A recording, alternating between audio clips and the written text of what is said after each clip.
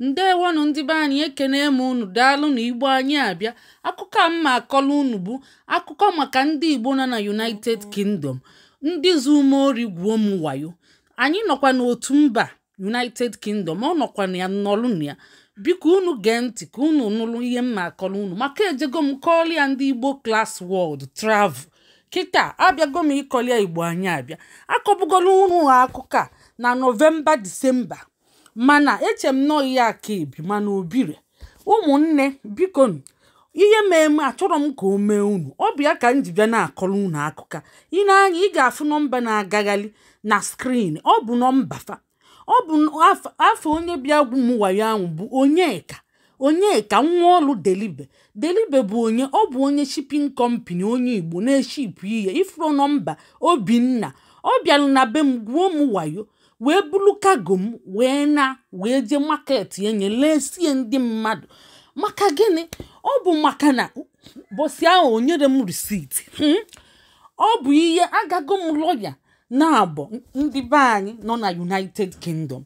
Fasi m kedu receipt ka fa je kpughalịa ndị a tụfa nga wee mechisie company fa na ọ bụ wayo na ọ bụ ori.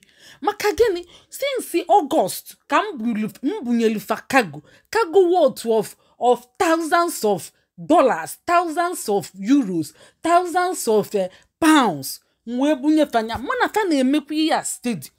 So nke a fa enyere m receipt. Fa wee je kpaalụ wee sị ka fa kọ n'anya na onwere ihe ga-eme.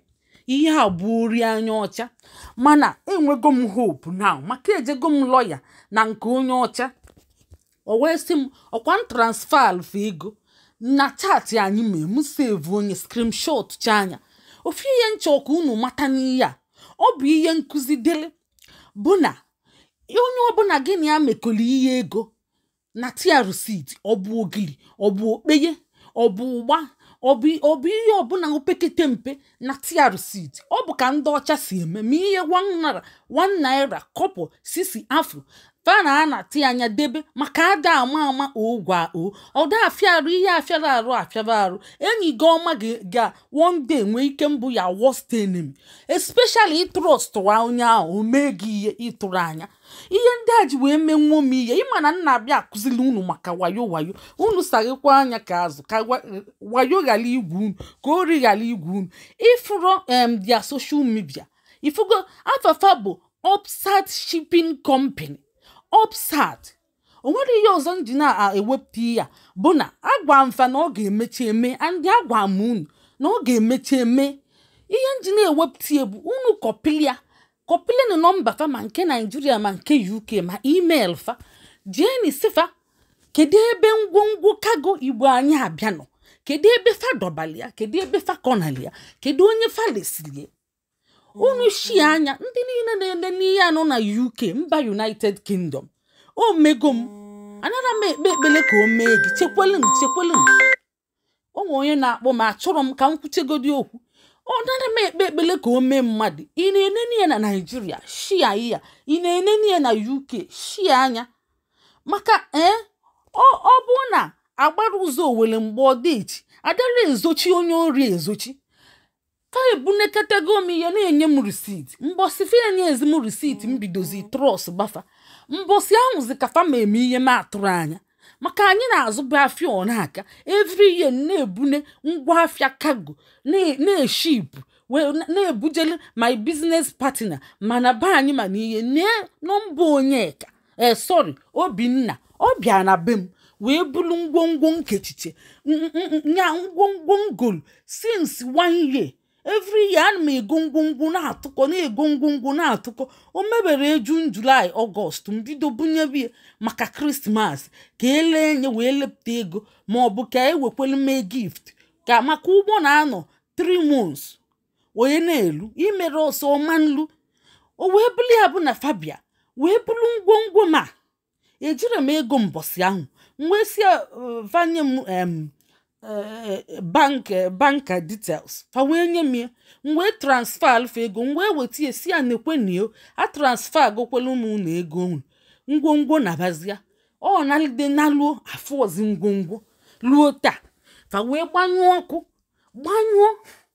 ifugie ọ na-adị mma nsetụrụ case amicably internally and ikpeketa udo kwere ịpụta kpesịla ọra ifuru na fe kwere azam na Disemba ka m bịa na-ekwu ya ọ dịka ihe mkpali amụ na eni nọmba fa kesa anya nye ndị niile nọ na UK maka wayo ogwu m ka ọ ghara igwufa ndị ọzọ ihe nna ayọ unu bụ biko kesa anya wele na nyefa onye ọbụla maali Delibe ya na Obinna nwa ya wele ihe anyị si ya na nna akpọ ya ebe a ya bịa zam ọ bụrụ na asị ka nna asị ya bịa chalenji m mana fa ga-emechikwa gboo ya ọ challenge chegodie fa ga-akwụ ugwu ya fa ga-akwụ ya thousands of euros fa ga-akwụ ya thousands of pounds fa ya rana free na onye nji ewepụta ebu na ịma na ụfọdụ echee na ihe ngwulegwu mana ọ bụrụ ihe egwuregwu fele gị ihe m zuo onye n'ori wee lesie ndị mmadụ luo taa fa akpọnụrụ m fa etinụrụ aka n'obi fa asịnụrụ ka esi ga-eme ihe fa asịnụ okwene m ndo fa asịnụ okwene m na fa achọghị na Disemba ka m bịa na-ekpesie mgbe m bịa na-ekpesie fa akpọ dị m sie m kwụsị ya na fa ga-achọ anyị ya fa enye 2 weeks ifụrụ social media fa follow nu fa wee inbox ofa ma ọ bụ kọmentị elfa wee sifa kedu ebe unu dọbala ngwongwo Igbo anyị abịa kagie o nyere unu n'Ọgọst wee kwụọ unu ụgwọ eji akagie unu wee bulie wee luo taa n'ọdị ana ihe onye Igbo ibe unu ihe anụnwa mmeli nji ekwupụta ebe a ka ọ ghara ime onye ọzọ ndị ọzọ bụ unu jụọlụ m ya ajụjụ kọpịlị nọmbịa na-agagharị na skrin ma adreesị fa ma nke UK ma nke Nigeria kọpịlị na ya jụọlụ mfa ajụjụ onye mafa weli enyefa kesenie ka ndị nọ na UK wee mali na ihe ha na-eme fa bụ n'elu gị ngwongwo mbune na-abụ ịtụrụsụ bafa mgbe ị na-atụrụsụ ogbu onye mgbe ndị na-agụ ya agụ ka fa na-eme ịtụrụsụ bara afa nepụzi anya fa pịa gị ya ifuru Nigeria adreesị fa ma telefonu ịtọ kedu adreesị fa Nigeria office 7 Road opposite Fabia Central Mosque ifuru ya Ilegun Lagos State ọkwa ifuru ya ka ọ na-agagharị dị adreesị nọmba dị ya kọpịlịnụ nọmba akpọbanị ndị ahụ si ya na o nwere onye na-akpọfa na fazulu ori ngwongwo m na fazulu ori ọ bụrụ na agbara ụzọ Owere mgbe ọ narị n'ala Igbo ọ na-abụ onye zuo ori a na-akpọpụta ya tie n'ọgba na ajịlịja ewele ntụ wụkwasị ya n'isi apịa anya ịtarị ana m ayọ unu ji ewele ịtarị pịaba ndị a banye ịkpọfa na fonu mbanye ikesa ya wee onye mafe oweli enyefa ndị onye ọbụla eweli enye nwanne gị nọ na UK si ya na ịnọ mba ndị zuru ngwongwo m wee nọrọ a na onye Igbo ibe gị swet onye Igbo ibe gị blood onye Igbo ibe gị emebi ihe kịta si na Igbo hafụrụ onwe fa n'anya mana ọ bụ maka onye Igbo ọ bụ ka m ji rapụcha ndị Yoruba je na-esipụ ihe na nke na-epetronize ya ka ọ wee bụrụ na m menyere onye Igbo ibe m o wee mee m ya o mezie m ihe akwele ike ọ nọrụ na ya na-etretin m sef ọ na-etretin m sef ihe ọbụla ofu ihe nchọkwa ka unu mata bụ o nwere n'ihe mee m kpam obi ya agwago m ndị ọtọriti gwakwa ma lọya onye ọcha na-aga nke ikpeazụ agwachago m edeba afọ ebe ahụ si na ọ na-etretin m edebechego m afọ ya na ọtọriti jee rịpọtụ cha anya na ihe ọ na-etretin mbọsị ikpeazụ anyị kwuru okwu ọ bụ Onyeka Obinna ifuru afafa Upstart Shipping Upstart afia bụ Delibe Shipping Company Delibe from Omenuko ka nsi matafa Omenuko asikwa na fa ship kwuru ihe elienye mbụ onye direct m nji wee matafa mgbe m bịa UK ofu ọ sikwa na fa bụkwa nke eluo taa o nwere akwụkwọ because of it ọ nara ekwu okwu ifugie self amụtali ofu fa emeli gị fa akọ na anya mma like ka unu je chụọ fa weli enyefa unu kpọọ fa na fonu unu mali na unu chọrọ ọganiru m ma ọ bụ ọganiru Igbo ma ọ bụ ọganiru ndị Igbo ana m ayọ unu biko dododo shia na ya like ya na ya shia na ya. Daalụnụ maka ige anyị ntị. Fabia challenge si na asị ka nna asị ya na nna emegide fa na njọsụ na-emebi afafa na-akpụta afafa na nkịtị. Kedu ihe m eme maka na m akpọgo fa internally since 3 months fa ekwere aza my call. Fa ekwere aza my call. Fa ekwe na iti aka n'obi fa ekwere ayọ biko.